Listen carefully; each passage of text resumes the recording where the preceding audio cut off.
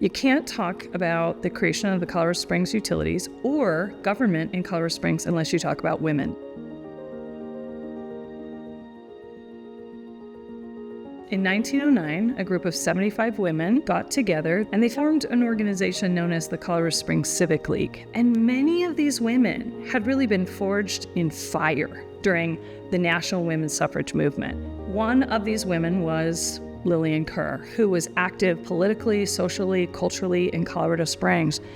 These women advocated for things like creation of the city auditorium, parks, infrastructure improvements, sidewalks. They wanted to create more equitable access to all the beauties and benefits of the Pikes Peak region by holding our government accountable.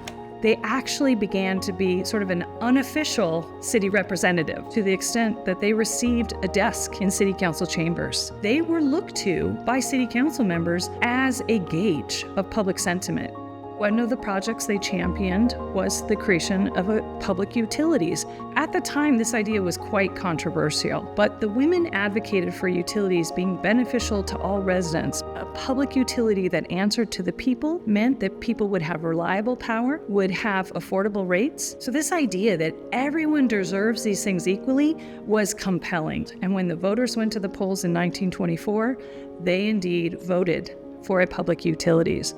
What we see across the country is that every community is coming to terms with how do we deliver these services to all of our residents. In our community, I think the unique story is that women were leading the way. For women in the Colorado Springs Civic League, like Lillian Kerr, the ownership of public utilities was a point of municipal pride. Considering that Colorado Springs Utilities is 100 years old in 2024, I think that they would be incredibly proud of their legacy.